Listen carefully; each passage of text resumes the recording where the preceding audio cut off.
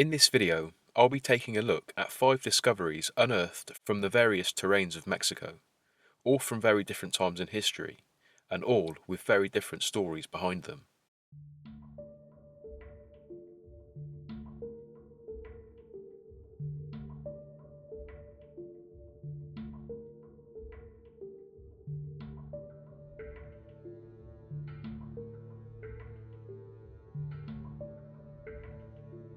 Back in 1985, a student named Mario Alberto Mancia, who was studying at the Autonomous University of Nuevo León, discovered the remains of what was thought at the time to be a Lipleurodon ferox, the largest known member of the plesiosaur family in Aramberri in northeastern Mexico.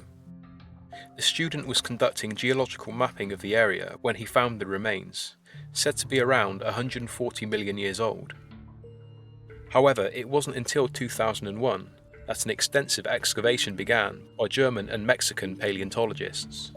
This was when they realised the true extent of the skeleton, which according to the university's website was as much as 80% complete, thus finally attracting media attention in 2002, 17 years after it was originally discovered.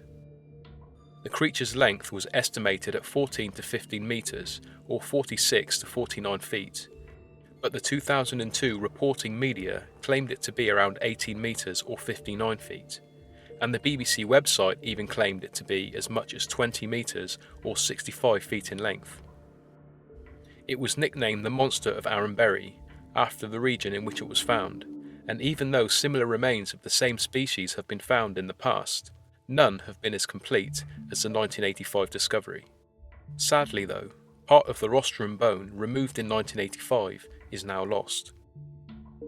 It took years to fully unearth the remains, and according to the Museum of Natural History in the city of Karlsruhe, Germany, where some of the remains were sent, 40% of the skeleton still remained in the earth by 2003 and was yet to be excavated. In 2016, the story came back into the limelight. This more recent review of the creature gives a more realistic scale of no more than 15 metres or 49 feet in length, true to the original estimation. The Lipleurodon classification is also in doubt, with some experts saying that the jawbone was not that of a Lipleurodon. Media sensationalism was blamed for the exaggerations 15 years ago, and it certainly wasn't helped when the BBC's Walking with Dinosaurs TV programme claimed in 1999 that the species grew to as long as 25 metres or 82 feet.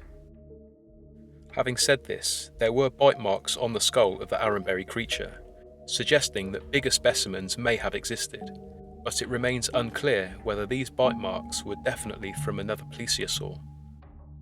Author Max Hawthorne estimated, based on the size of the creature's reconstructed flippers, which were 3 metres or 10 feet long, that the animal would have been around 15 metres or 49 feet in length, again true to the original claim. He also points out that a pectoral vertebrae, measuring 22 centimetres or 9 inches across, further confirms the original length. In his blog from October of 2016, Hawthorne says that it's possible that this specimen could have been a juvenile, which was killed by a larger version of its own kind.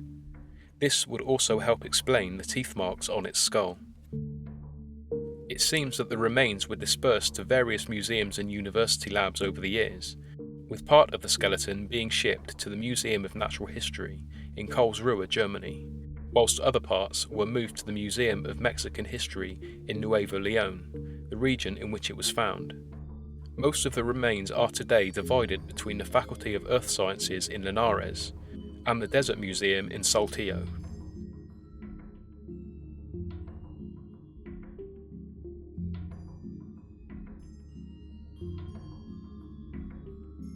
An archaeological dig which began in 2015 has unearthed a tower of human skulls beneath the heart of Mexico City. It was found near Templo Mayor, one of the main temples in the Aztec capital Tenochtitlan, which later became part of Mexico City. The tower is believed to form part of the Huizonpantli, a massive arrangement of skulls belonging to former warriors arranged in a tall rack, and once used as a warning to the Spanish conquistadors before they claimed the city in 1521.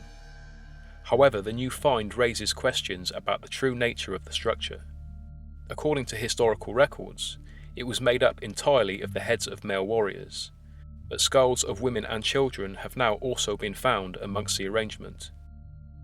Rodrigo Bolanos, an anthropologist investigating the find, said, "We were expecting just men, obviously young men, as warriors would be. The thing about the women and children is that you'd think they wouldn't go to war." He went on to say that this could change everything historians think they know about the old Aztec capital. Raul Barrera, one of the archaeologists working on the site, said that the skulls would have originally stood on public display before being taken into the temple. According to Barrera, 676 skulls have been found so far. This number was given in July of 2017, but the excavation was ongoing and the tower's base was yet to be unearthed. The skull tower is roughly 6 meters or 18 feet in diameter and stood on the corner of the chapel of the Aztec god of the sun, war and human sacrifice, whose name I won't try to pronounce.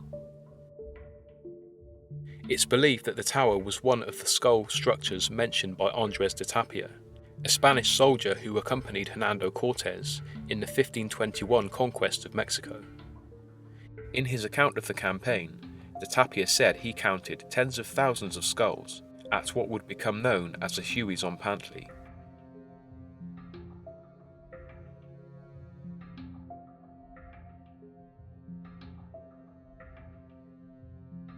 In late 2016, on a beach named Punta Maldonado in Guerrero, Mexico, a huge skeleton was found.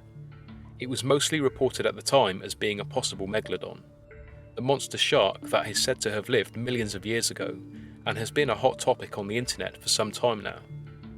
Some reports say that it's more likely a whale, because the spinal column appears to be made of bone, whereas a shark's spinal column is made up of cartilage. As we know so little about the Megalodon, and considering the changes these particular remains have endured over the years, it's hard to say whether this discovery is one. But Mexico News Daily say that the National Institute of Anthropology believe it could be.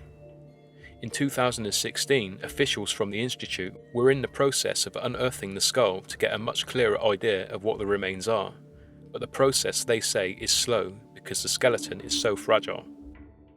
Anthropologist Antonio Hermosillo from the institute believes it could be as much as 18 meters or 59 feet in length. The age of the skeleton is vague, with an estimate given as between 2 million and 23 million years. The most recent story on this that I can find is from March of 2017, in which the Yucatan Times says that the discovery is still pending investigation almost a year on. If anyone knows how this story has unfolded since December of 2016, please leave a comment.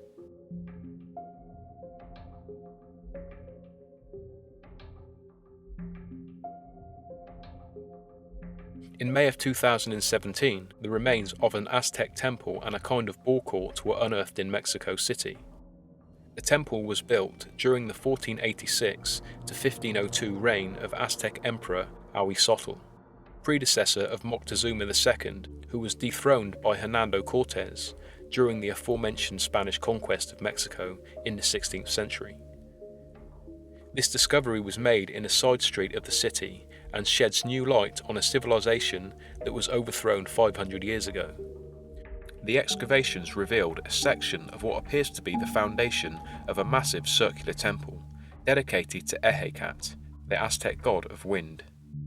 During the dig, archaeologists also found 32 severed male neck vertebrae, discovered in a pile just to the side of the ball court.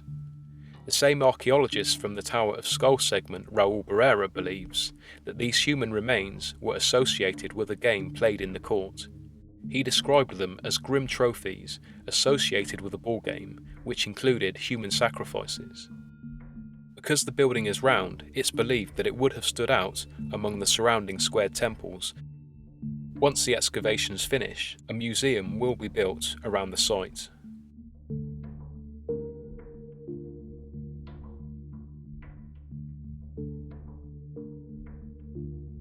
Mass graves said to contain the victims of Mexico's various drug cartel gangs is nothing new in the country. Many have been found over the years. This is just one of them.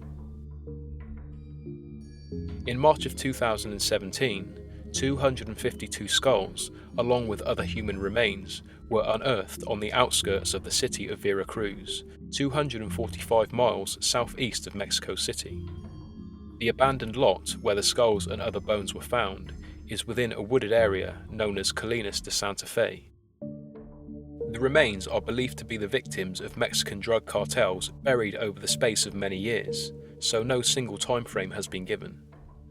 Cartel activists and the families of lost loved ones have been excavating the area since the summer of 2016, after receiving a tip-off from someone connected to the illegal activity. Despite being approached by the families of the victims, the local authorities declined to help them in their search. Whilst being interviewed for television, State Head Prosecutioner Jorge Winkler Ortiz said, "For many years the drug cartels disappeared people, and the authorities were complacent to help." It's believed that Ortiz made this statement in reference to a time when the state governor was Javier Duarte. It's known that Duarte misused public funds and was allegedly involved in the killing of a number of journalists who reported on his fall from grace since he took up office in 2010. He was also said to have strong links with the drug cartels of the country. By March 20th of 2017, shortly after the story was brought to light, only 5 victims were positively identified, 3 of which were believed to be from the same family who had disappeared from Veracruz whilst on vacation in the summer of 2016. The 2 others were reported by the Los Angeles Times. They wrote that the mother of missing Pedro Huesca, who was an investigator for the Veracruz State District Attorney's Office, said that she just knew that she would find her son's remains at the site, and that she did, along with the remains of his secretary Gerardo Montiel. Both men went missing in 2013 in the nearby city of Cartel.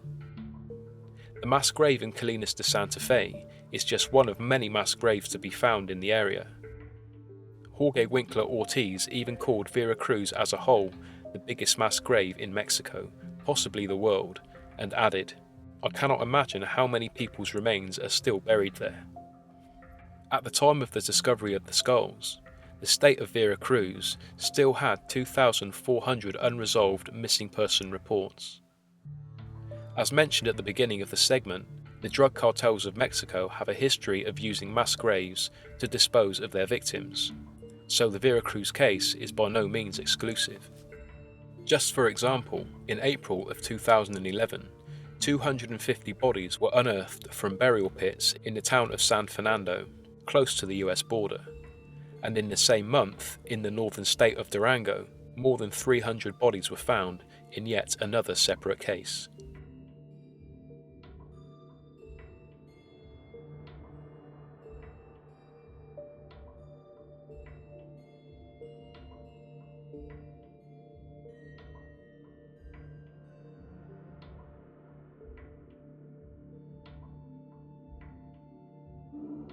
I'd like to thank a couple of channels for their recent mentions.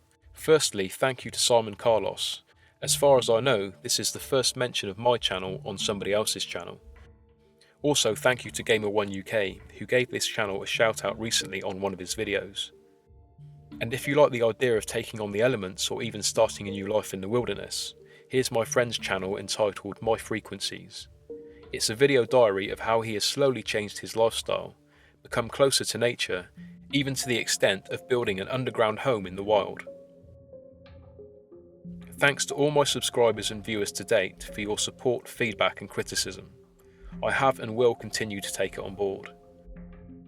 And for anybody who has made a suggestion or request for future videos, I will try my best to cover your suggested story, whether it be in a dedicated video or part of an anthology. Lastly, and certainly not least, thanks to Kirsten Gardner, who has written 2 scripts for me in the last 2 months. I hope to work with you again soon.